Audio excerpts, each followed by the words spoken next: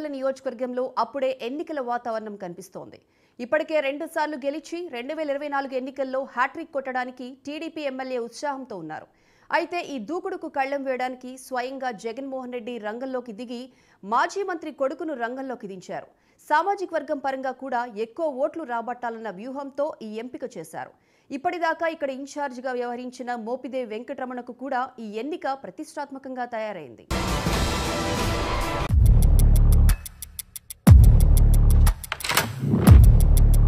ఒకప్పటి ఉమ్మడి గుంటూరు జిల్లాలోనూ ఇప్పటి బాపట్ల జిల్లాలోనూ కృష్ణా తీరాన ఉన్న రేపల్లె నియోజకవర్గంలో రాజకీయంగా చైతన్యం చాలా ఎక్కువ. మూటూరి హనుమంతరావు, కొరటాల సత్యనారాయణ లాంటి కమ్యూనిస్టు యోధులు ఇక్కడి నుంచి గెలిచారు. కాంగ్రెస్ మొదలై తెలుగుదేశంలో విజేతగా నిలిచిన ఎడ్ల వెంకట్రావు ఇక్కడ 3 సార్లు ఎమ్మెల్యేగా గెలిచారు. మంత్రి అంబటి రాంబాబును 3.5 దశాబ్దాల కిందట మొదటిసారి అసెంబ్లీకి పంపింది కూడా రేపల్లె నియోజకవర్గమే. కానీ ఈ 10 ఏళ్ల కాలంలో అక్కడ వైసీపీ బోణీ కొట్టలేకపోయింది. 2009 ఎన్నికల్లో కాంగ్రెస్ అభ్యర్థి మోపిదేవి వెంకటరమణ మీద ఓడిపోయిన టీడీపీ అభ్యర్థి అనగాని సత్యప్రసాద్ ఆ తర్వాత వరుస విజయాలు నమోదు చేసుకున్నారు. 2014లో వైఎస్ఆర్సీపీ నుంచి పోటీ చేసిన మోపిదేవి వెంకటరమణ మీద 13,355 ఓట్ల మెజార్టీతో గెలిచారు. తరువాత 2019లో కూడా అదే విజయం కొనసాగిస్తూ అదే ప్రత్యర్థి మీద అనగాని సత్యప్రసాద్ 11,555 ఓట్ల ఆధిక్యం సంపాదించుకున్నారు. దీంతో వైఎస్ఆర్సీపీ అక్కడ ఒక్కసారి కూడా గెలవకపోవడం తలవంపులుగా మారింది.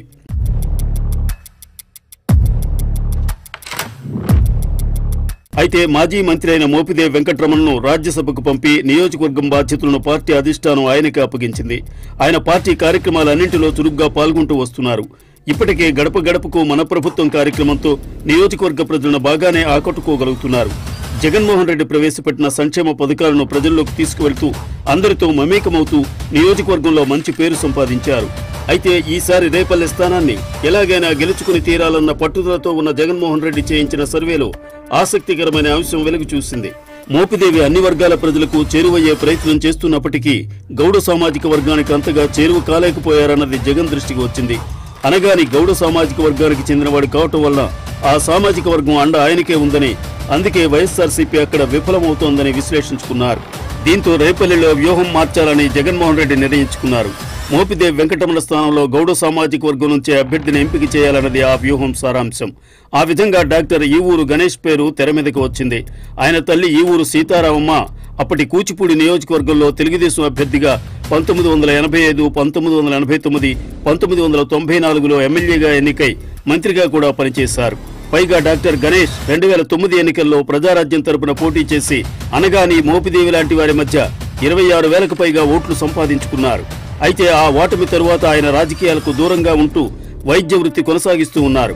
అందుకే ఆయనను వైఎస్ఆర్సీపీ అభ్యర్థిగా బరిలో దించే ఆలోచనతో గత నెల 15న జగన్మోహన్ రెడ్డి పార్టీలోకి ఆహ్వానించారు. అయితే మోపిదేవి అనుచరులు మాత్రం మోపిదేవికి టిక్కెట్ ఇచ్చి తీరాల్సిందేనని గట్టిగా డిమాండ్ చేస్తున్నారు. ఇదంతా మోపిదేవి కనుసన్నల్లోనే జరుగుతోందన్న అనుమానాలు మొదలయ్యాయి. దీంతో వైసీపీ గ్రూపుల మధ్య డాక్టర్ గణేష్ ఎంతవరకు ముందడుగు వేయగలరనేది ప్రశ్నార్థకంగా మారుతోంది. నేను నమ్మిన వ్యక్తి మోపిదేవి వెంకటరమణారావు గారు. నేను ఆయన వెనకాల వెంట ఆయన అధికారం లేకపోతే, ఎందుకంటే నేను అధికారంలో ఉండి అధికారం లేనప్పుడు నేను మోపిదేవి వెంకటరమణారావు గారి దగ్గరికి వచ్చాను తప్పితే అధికారంలో ఉన్నప్పుడు నేను అది అనాధికారికంగా మాత్రం రాలా.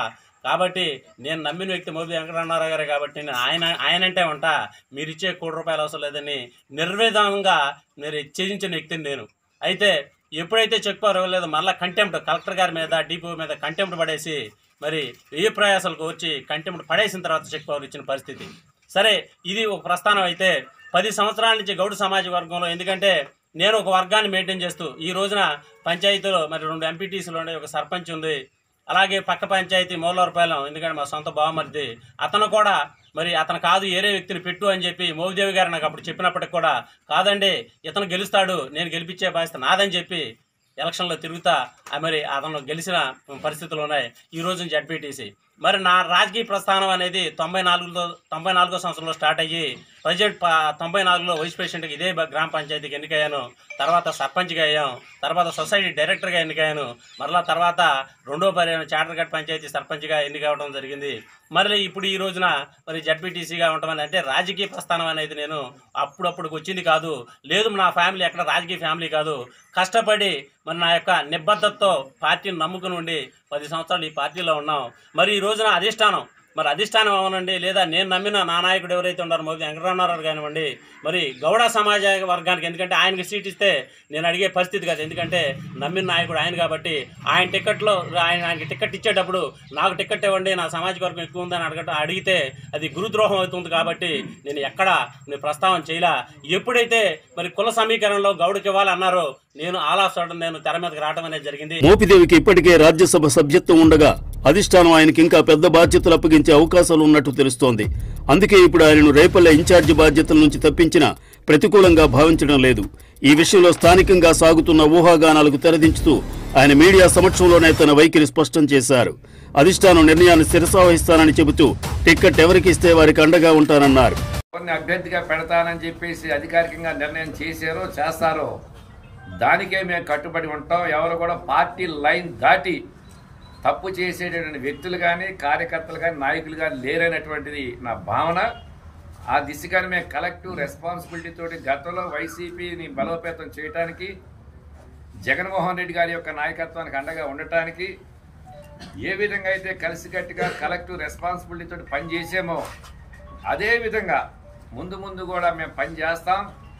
24లో మరలా రెండోసారి జగన్మోహన్ రెడ్డి గారు ముఖ్యమంత్రి అయ్యే దానిలో మా వంతు కష్టం మేము అందించి పార్టీని బలోపేతం చేయడానికి ప్రయత్నం చేస్తామని కూడా తెలియజేస్తున్నాం. ఇక తెలుగుదేశం పార్టీ విషయానికి వస్తే గెలుపు మీద ధీమాతో ఉంది. ఇప్పటికే 2 సార్లు వరుసగా గెలిచి ఉన్న అనగాని సత్యప్రసాద్ హ్యాట్రిక్ విజయం మీద ధీమాతో ఉన్నారు. పార్టీ కార్యక్రమాల్లో చురుగ్గా పాల్గొంటూ కార్యకర్తల్లో ఉత్సాహం నింపుతూ ఉన్నారు. దీనికి తోడు జనసేన కూడా అండగా నిలవటం ఖచ్చితంగా తెలుగుదేశం విజయానికి సహాయపడే అంశం అవుతుంది. మరోవైపు వైఎస్ఆర్సీపీ తరపున మోపిదేవి ప్రచారం గౌడ సామాజిక వర్గపు ఓట్లు చీల్చుకోగల డాక్టర్ గణేష్ అభ్యర్థిగా ఉండటం, 3 సార్లు గెలిచి మంత్రి పదవి కూడా నిర్వహించిన ఆయన తల్లికి ఉన్న పేరు ప్రతిష్టలు వైఎస్ఆర్సీపీకి కలిసి వస్తాయి. ఈ నేపథ్యంలో రేపల్లె నియోజకవర్గంలో పోరు హోరాహోరీగా జరిగే అవకాశం ఉందనే ప్రచారం జోరందుకుంది. నియోజకవర్గంలో మొత్తం 2 లక్షల పైగా ఓట్లుండగా సామాజిక వర్గాల పరంగా చూస్తే 45,000కు పైగా గౌడ సామాజిక వర్గానికి చెందిన ఓట్లు, దాదాపు అదే స్థాయిలో 44,000కు పైగా కాపుల ఓట్లు ఉన్నాయి.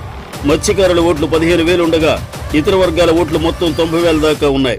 గత 2 పర్యాయాలు గౌడ సామాజిక వర్గానికి చెందిన టీడీపీ ఎమ్మెల్యే అనగాని సత్యప్రసాద్కు ఆ సామాజిక వర్గం ఓట్లు కలిసి వచ్చాయి.